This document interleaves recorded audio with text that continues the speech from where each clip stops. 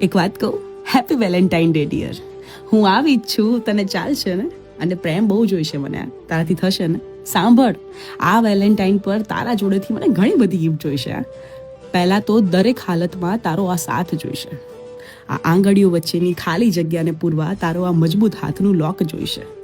આખા દિવસનો થાક ઉતારવા તારો આ ખભો જોઈશે. અને જો સૂતા મને ઊંઘ ના આવે ને, તો મારા માથા નીચે તારો આ હાથ જોઈશે. સૌથી મોંઘી ગિફ્ટ શું છે ખબર છે? તારો સમય, જે ખાલી મને મારા માટે જોઈશે. ભલે તું મારી આંખોની સામે ના હોય, પણ દિલથી તું હંમેશા મારી આજુબાજુ જોઈશે.